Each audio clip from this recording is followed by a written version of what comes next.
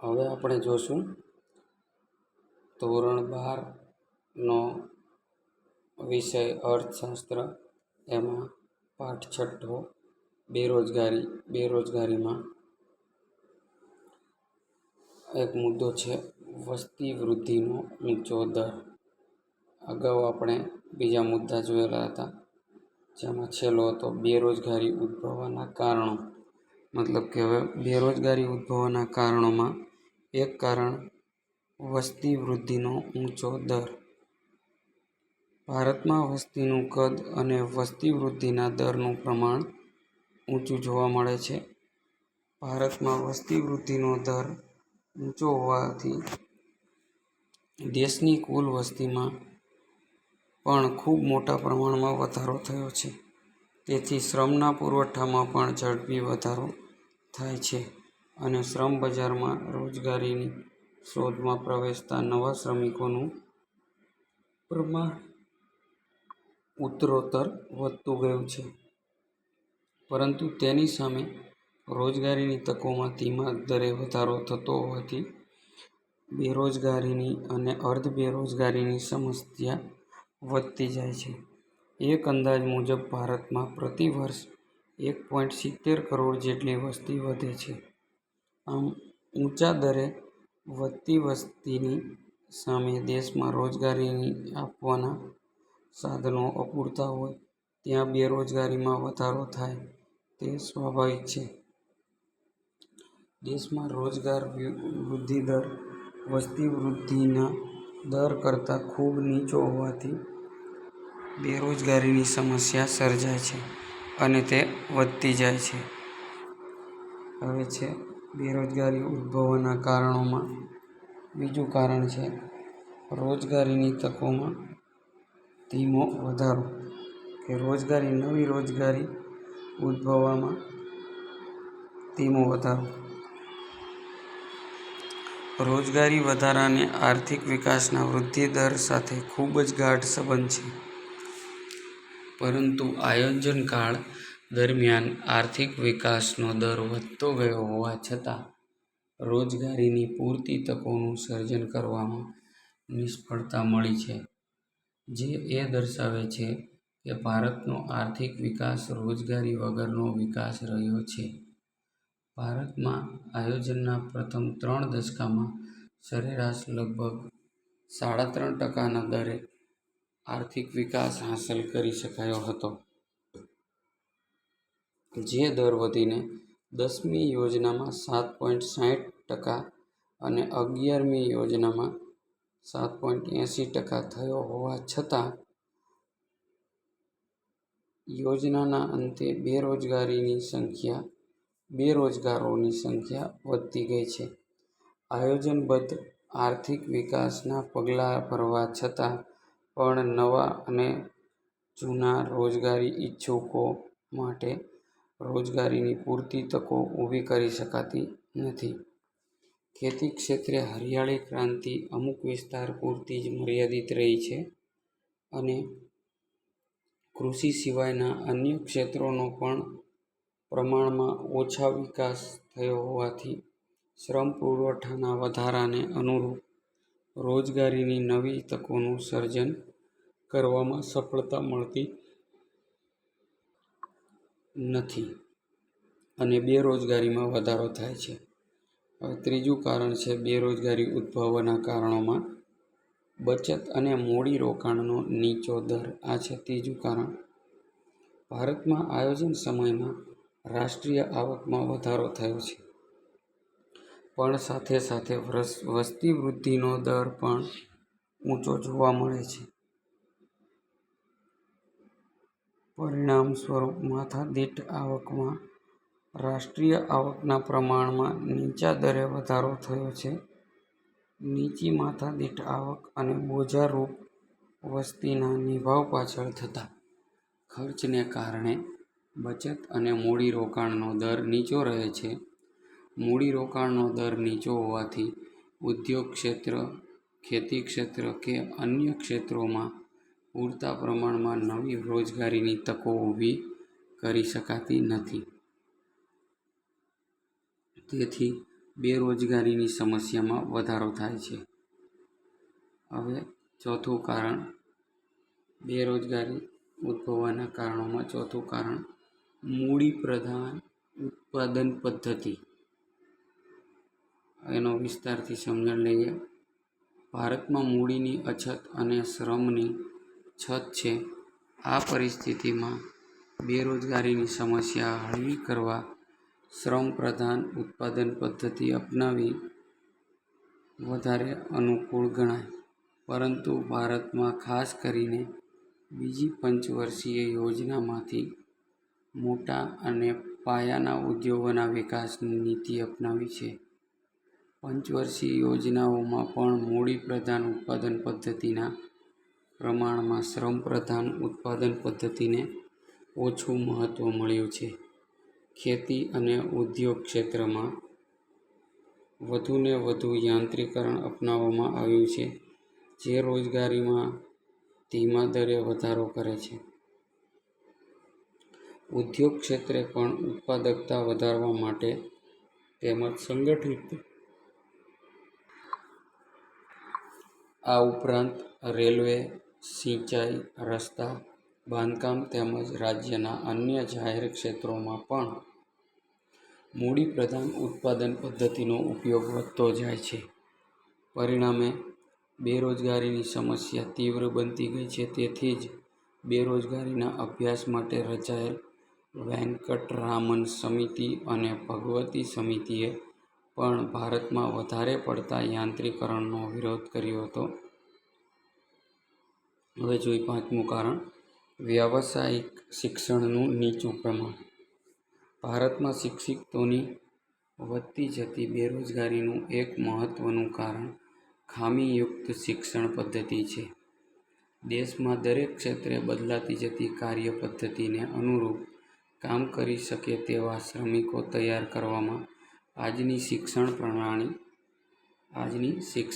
પ્રણાલી પૂરતી સફળ થઈ નથી. આથી વિકાસના દરને ઊંચો લઈ જવાના હેતુથી ઉદ્યોગ ક્ષેત્ર, ખેતી ક્ષેત્ર તેમજ અન્ય ક્ષેત્રોમાં જે નવી ટેકનોલોજી અને યાંત્રીકરણ અપનાવવામાં આવ્યું છે, તેના કારણે આ પદ્ધતિને અનુરૂપ કેળવાયેલ ટેકનોલોજીનું જ્ઞાન ધરાવતા શ્રમિકોની જરૂર પડે છે. પરંતુ તેનાથી વિપરીત સ્થિતિ વર્તમાન શિક્ષણ પદ્ધતિમાં જોવા મળે છે. પરિણામે આવા કુશળ શ્રમિકો મળતા નથી, કારણ કે શિક્ષણ ક્ષેત્રે વ્યાવસાયિક શિક્ષણનું પ્રમાણ ખૂબ જ ઓછું છે. વર્તમાન શિક્ષણ માનવીનું માનસિક અને શારીરિક ઘડતર કરવામાં નિષ્ફળ નીવડ્યું છે. તેથી શિક્ષણ મેળવ્યા પછી પણ વ્યક્તિ રોજગારી મેળવી શકે તેટલી પણ તેમનામાં ક્ષમતા આવતી નથી અને બેરોજગારીની સમસ્યાનો ભોગ બને છે. હવે છે છઠ્ઠો મુદ્દો, બેરોજગારી ઉદ્ભવવાના કારણોમાં માનવ શક્તિના આયોજનનો અભાવ. એનો વિસ્તારથી આપણે અર્થ જોઈએ. ભારતમાં આયોજન કાળ દરમિયાન માનવ શક્તિનું યોગ્ય આયોજન થયું નથી. દેશમાં વર્તમાન સમયે જે પ્રકારના શ્રમની માંગ થાય છે, તે સંદર્ભમાં પૂરતા યોગ્ય શ્રમનો પુરવઠો પ્રાપ્ત થાય તેવા પ્રકારની માનવ શક્તિનું આયોજન કરવા માટેની શિક્ષણ વ્યવસ્થા ઊભી થઈ નથી. દેશના આર્થિક વિકાસમાં કેટલા અને કેવા પ્રકારના માનવ શ્રમની જરૂર ઊભી થશે તે અંગેના ચોક્કસ અંદાજો કર્યા વગર શિક્ષણનો વ્યાપ વધારવામાં આવી રહ્યો છે. પરિણામે પ્રતિ વર્ષે લાખો શિક્ષિત યુવાનો ડિગ્રી મેળવે છે, જેમની પાસે વર્તમાન આર્થિક વિકાસને અનુરૂપ જ્ઞાન, તાલીમ કે શિક્ષણ ના હોવાથી શિક્ષિત હોવા છતાં બેરોજગારીનો ભોગ બને છે. આ માનવ શક્તિના આયોજનની ખામીનું સીધું પરિણામ છે. કેટલાક સંજોગોમાં રોજગારી કે વિકાસની અપૂરતી તકોને કારણે ઉચ્ચ લાયકાત ધરાવતા ડોક્ટરો અને એન્જિનિયરો દેશમાં યોગ્ય કામ ના મળતા વિદેશમાં જાય છે, જેમાં બ્રિટિશ શાસનમાં સોનાનો એકતરફી પ્રથા મતલબ અંગ્રેજીમાં કહેવાય ડ્રેન ઓફ ગોલ્ડ ભારતમાંથી બ્રિટન તરફ જોવા મળેલ, તેવી જ રીતે વર્તમાનમાં બુદ્ધિધનનો એકતરફી પ્રવાહ ડ્રેન ઓફ બ્રેન ભારતમાંથી વિદેશ તરફનો જોવા મળે છે. બેરોજગારી ઉદ્ભવવાના કારણોમાં 9મું કારણ આવે છે શ્રમની ઓછી ગતિશીલતા. કેટલાક સંજોગોમાં શ્રમની ઓછી ગતિશીલતાના કારણે પણ બેરોજગારીની સમસ્યા સર્જાય છે. ભારતમાં ક્યારેક સામાજિક પરિબળો, કૌટુંબિક સંબંધો, ભાષા, ધર્મ, રીતિરિવાજ, સંસ્કૃતિ, માહિતીનો અભાવ, વાહન વ્યવહારની અપૂરતી સગવડો તેમજ રહેઠાણની સમસ્યા જેવા કારણોસર શ્રમની ગતિશીલતામાં અવરોધ સર્જાય છે, જેને કારણે બેરોજગારીની સમસ્યા વધે છે. ઉચ્ચ શિક્ષણ મેળવેલા લોકો ગામડાઓમાં, પછાત વિસ્તારોમાં કે દૂરના સ્થળોએ કામ મળતું હોવા છતાં જવા તૈયાર થતા નથી, પણ બેરોજગાર રહેવાનું પસંદ કરે છે. મોટાભાગે આવી વ્યક્તિઓ શહેરોમાં જ કામ મેળવવાનો આગ્રહ રાખતા હોય છે, જે શક્ય ના બનતા બેરોજગાર રહે છે. શહેરી જીવનના આકર્ષણો તથા સુવિધાથી આકર્ષાયેલા લોકો રોજગારી માટે ગામડામાં જવાનું પસંદ કરતા નથી, જે છે શ્રમની ઓછી ગતિશીલતા. હવે 10મું કારણ છે અપૂરતી માળખાકીય સુવિધા. જે જોઈએ આપણે ગ્રામ્ય વિસ્તારમાં અપૂરતી માળખાકીય સુવિધા પણ બેરોજગારીની સમસ્યા માટેનું એક કારણ છે. ગામડામાં અપૂરતી વાહન વ્યવહારની સગવડ, સારા રસ્તાઓની ઓછી સગવડ, શિક્ષણ, આરોગ્ય અને વીજળીની અપૂરતી સુવિધા હોવાથી ગ્રામ્ય વિસ્તારમાં રોજગારીનું સર્જન મોટા પાયે કરી શકાતું નથી. જેમ કે ગામડામાં ઉદ્યોગો માટે સસ્તા દરે શ્રમિકો અને કૃષિ ક્ષેત્ર સાથે સંકળાયેલા ઉદ્યોગોને કાચો માલ સરળતાથી મળી શકે તેમ છે, પરંતુ ત્યાં ઉદ્યોગો માટે સતત અને પૂરતી વીજળીની સગવડનો અભાવ હોવાથી લોકો ગ્રામ્ય વિસ્તારમાં ઉદ્યોગો સ્થાપવા તૈયાર થતા નથી. પરિણામે ત્યાં નવી રોજગારી ઊભી ના થતાં બેરોજગારી સર્જાય છે. ઉપર્યુક્ત કારણો ઉપરાંત ભારતમાં રાષ્ટ્રીય રોજગાર નીતિનો અભાવ, ઉદ્યોગ ધંધાને પ્રોત્સાહન મળે તેવા વાતાવરણનો અભાવ, કુદરતી સંસાધનનો અપૂરતો ઉપયોગ પણ બેરોજગારીની સમસ્યા વધારવા માટે જવાબદાર હોય છે. હવે આપણે જોઈશું બેરોજગારી ઉદ્ભવવાના કારણો જોયા, અને હવે જોઈશું બેરોજગારી ઘટાડવાના ઉપાયો. તો બેરોજગારી કઈ રીતે ઘટે મહત્વનો મુદ્દો છે. ભારતમાં બેરોજગારીનું પ્રમાણ અને કારણો વિશેના અભ્યાસ ઉપરથી એ સ્પષ્ટ થાય છે કે ભારતમાં બેરોજગારીની સમસ્યા દિન પ્રતિદિન વધુને વધુ ચિંતાજનક બનતી જાય છે. તેના કારણો તપાસ્યા પછી આ સમસ્યા હલ કરવાના ઉપાયોનો સરળતાથી ખ્યાલ આપી શકાય છે. બેરોજગારીનો પ્રશ્ન એ માત્ર આર્થિક પ્રશ્ન જ નથી, તે સામાજિક, નૈતિક અને માનસશાસ્ત્રીય પ્રશ્નો પણ ઊભા કરે છે. રાજકીય દ્રષ્ટિએ પણ આ પ્રશ્ન ચિંતાજનક છે. તેથી જ ભારતમાં બેરોજગારી નાબૂદી માટે પ્રથમ પંચવર્ષીય યોજનાથી તેને દૂર કરવાનું ધ્યેય રાખવામાં આવ્યું છે.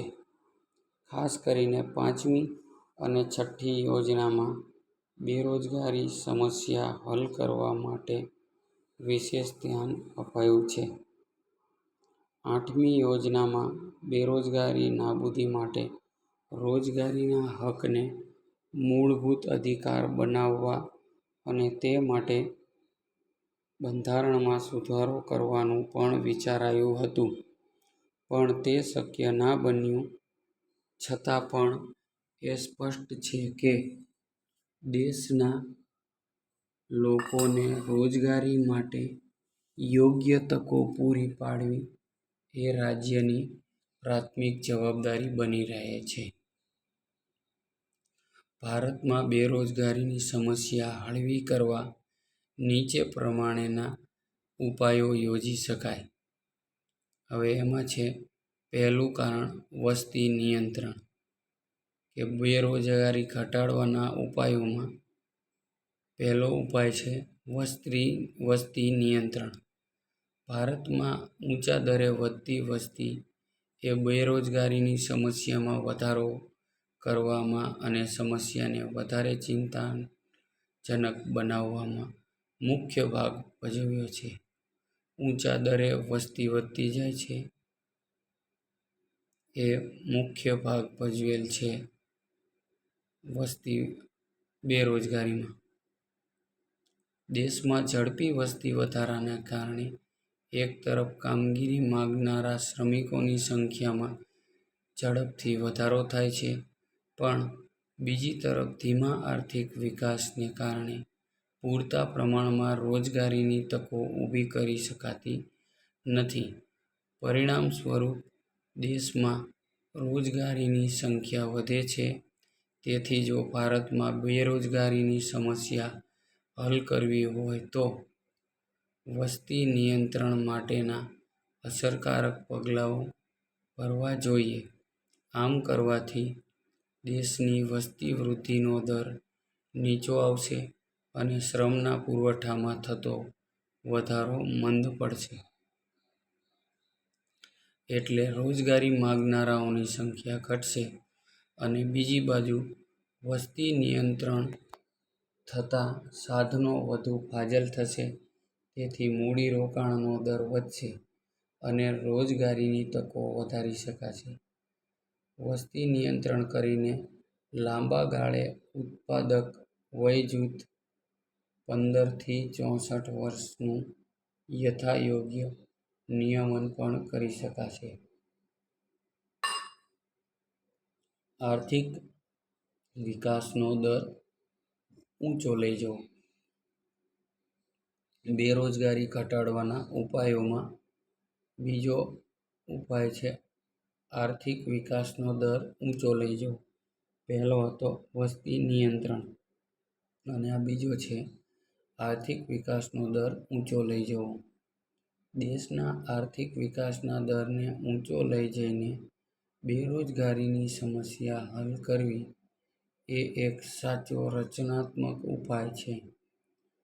ભારતમાં આર્થિક વિકાસનો દર આયોજનના શરૂઆતના વર્ષોમાં 3 થી 3.5% જેટલો નીચો રહેવા પામ્યો હતો. જો દેશના આર્થિક વિકાસમાં નિયમિત ઊંચા દરે વધારો કરવામાં આવે તો રોજગારીની તકોમાં ઘણા ઊંચા દરે વધારો શક્ય બને અને બેરોજગારીની સમસ્યા હળવી બને. આ માટે દેશના અર્થતંત્રમાં જુદા જુદા વિભાગો વચ્ચે સંકલન કરીને જાહેર, ખાનગી, સહકારી કે અન્ય સ્વરૂપના ઔદ્યોગિક ક્ષેત્રે મૂડીરોકાણ વધે તેવા પ્રયત્નો કરવા જોઈએ. કૃષિ ક્ષેત્રે સિંચાઈની સગવડો વધારીને અન્ય જરૂરી સવલતો પૂરી પાડીને કૃષિ વિકાસનો દર ઊંચો લઈ જવો જોઈએ.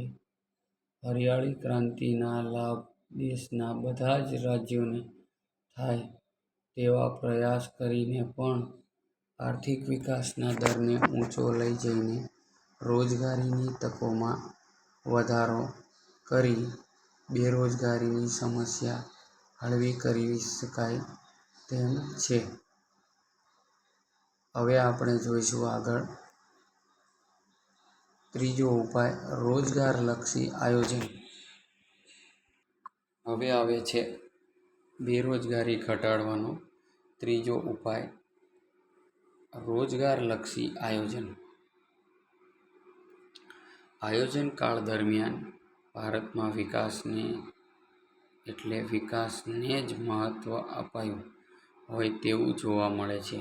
જેમ કે બીજી પંચવર્ષીય યોજનાથી જાહેર ક્ષેત્રના વિકાસને વિશેષ પ્રાધાન્ય આપીને પાયાના ચાવીરૂપ મૂડીપ્રધાન ઉદ્યોગો પ્રત્યે વિશેષ ધ્યાન અપાયું છે. દેશમાં ઔદ્યોગિકરણનો પાયો મજબૂત કરવા માટે આ જરૂરી હતું, પરંતુ વર્તમાન સમયમાં રોજગારલક્ષી આયોજન અપનાવવાની તાતી જરૂર છે. આ માટે રાજ્ય વપરાશી માલના અને શ્રમપ્રધાન ઉત્પાદન પદ્ધતિવાળા નાના અને મધ્યમ કદના ઉદ્યોગોનો અને વેપાર વાણિજ્યની પ્રવૃત્તિઓનો તેમજ પશુપાલન, ડેરી ઉદ્યોગના વિકાસ પર ભાર મૂકવાની જરૂર છે. કારણ કે આ બધા ઉદ્યોગો પ્રમાણમાં ઓછી મૂડી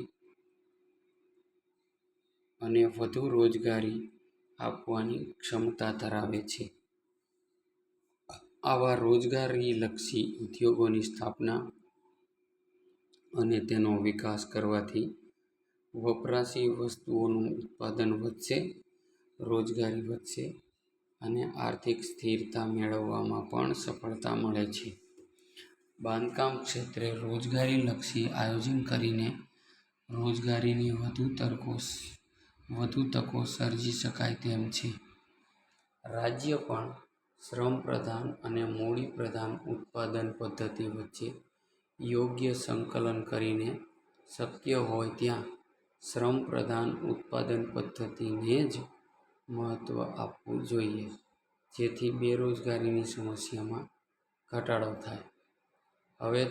હવે છે ચોથો ઉપાય રોજગારીલક્ષી શિક્ષણ. ભારતમાં વર્તમાન શૈક્ષણિક માળખું બેરોજગારીની સમસ્યા માટે એક જવાબદાર કારણ છે. વર્તમાન શિક્ષણ પદ્ધતિએ કારકુનો તૈયાર કરતું પુસ્તકીય જ્ઞાન આપતી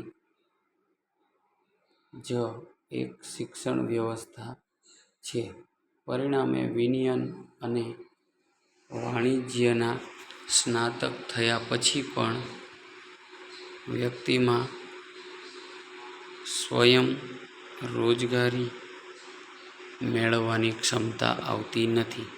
તેથી તેને લાંબા સમય સુધી બેરોજગાર રહેવું પડે છે. આ પરિસ્થિતિમાં સુધારો થાય તે હેતુથી વર્તમાન વેપાર, વાણિજ્ય, ઉદ્યોગો, ખેતી અને અન્ય ક્ષેત્રોને અનુરૂપ વ્યવસાયલક્ષી શિક્ષણ આપવાની દેશમાં આવશ્યકતા છે. આ માટે હાલની શિક્ષણ પદ્ધતિના માળખામાં ધરખમ પરિવર્તનની જરૂર છે. શિક્ષણ ક્ષેત્રે હાલ આ પ્રકારના પરિવર્તન લાવવાના પ્રયાસો થયા છે, પરંતુ તેનાથી શિક્ષણ પદ્ધતિમાં યોગ્ય અને પૂરતા સુધારા થયા નથી. તે એક વાસ્તવિકતા છે.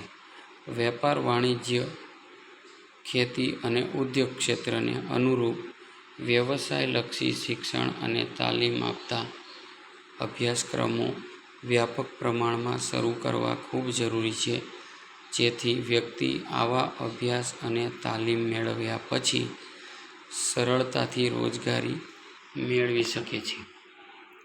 ભારતમાં બેરોજગારીની સમસ્યા હળવી કરવા માટે રોજગારી મેળવવાની ક્ષમતા વધે તે મુજબ યોગ્ય માનવશક્તિનું આયોજન કરી શકે તેવી શિક્ષણ પદ્ધતિ અપનાવવા માટે શિક્ષણ ક્ષેત્રે ક્રાંતિકારી ફેરફારો કરવાની આવશ્યકતા છે. ઈસવીસન 2015ની નવી શિક્ષણ નીતિમાં શિક્ષણ દ્વારા રોજગારી સર્જન અને એને માટે ઉદ્યોગો સાથે જોડાણ સાધવાનો ઉત્પાદકીય શિક્ષણનો હેતુ નિર્ધારિત કરવામાં આવ્યો છે તેમજ આવનાર વર્ષોમાં કયા ક્ષેત્રોમાં કેટલી રોજગારીની તકો છે તેનો અભ્યાસ કરી તે પ્રમાણે અભ્યાસક્રમો તૈયાર કરવા અને આ કાર્યમાં ખાનગી ક્ષેત્રને પણ સાંકળવાનું સ્વીકારવામાં આવ્યું છે.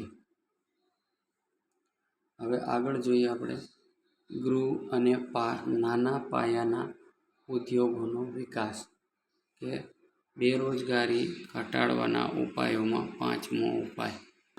પાંચમો ઉપાય છે ગૃહ અને નાના પાયાના ઉદ્યોગોનો વિકાસ.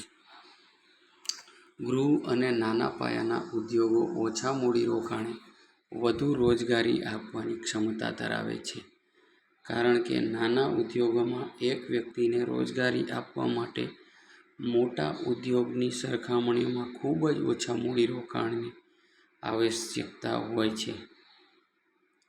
તેથી આ પ્રકારના ઉદ્યોગોનો વિકાસ કરીને બેરોજગારીની સમસ્યા હળવી કરી શકાય તેમ છે. એક સરખા મૂડીરોકાણ દ્વારા નાના ઉદ્યોગોમાં મોટા ઉદ્યોગો કરતાં 7.5 ગણી વધુ રોજગારીની તકો ઊભી થઈ શકે છે. આ દૃષ્ટિએ પણ મૂડીની ખેંચવાળા અને શ્રમપ્રધાન ભારત દેશમાં ગૃહ અને નાના ઉદ્યોગોને દેશમાં વધુ રોજગારી આપતા શ્રેષ્ઠ વિકલ્પના સ્વરૂપમાં સ્વીકારીને તેના વિકાસ માટે રાજ્યે વિશેષ તકેદારી રાખવી જોઈએ. દેશની ઔદ્યોગિક નીતિમાં પણ આ ઉદ્યોગોના મહત્વનો સ્વીકાર કરીને તેના વિકાસ માટેના અનેક ઉપાયો હાથ ધરાયા છે. જેમ કે નાના ઉદ્યોગ માટે અમુક વસ્તુઓને ઉત્પાદન માટે અનામત રાખવામાં આવી છે કે એ વસ્તુઓ મોટા ઉદ્યોગો ઉત્પાદન કરી શકે નહીં. રાજ્ય દ્વારા આ ઉદ્યોગોના વિકાસ માટે નાણાકીય, ટેકનિકલ અને સંચાલકીય સહાય આપવામાં આવે છે. જેમ કે લોન આપવામાં આવે છે આવા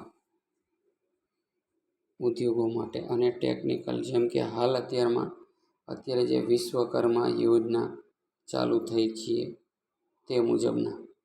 હવે છઠ્ઠું ઉપાય છે આંતરમાળખાકીય સેવાનો વિસ્તાર. ભારતમાં શહેરી વિસ્તાર કરતાં ગ્રામ્ય વિસ્તારમાં રોજગારીનું સર્જન ઓછું રહેવા માટેનું એક જવાબદાર પરિબળ ગ્રામ્ય વિસ્તારમાં અપૂરતી માળખાકીય સુવિધા પણ છે.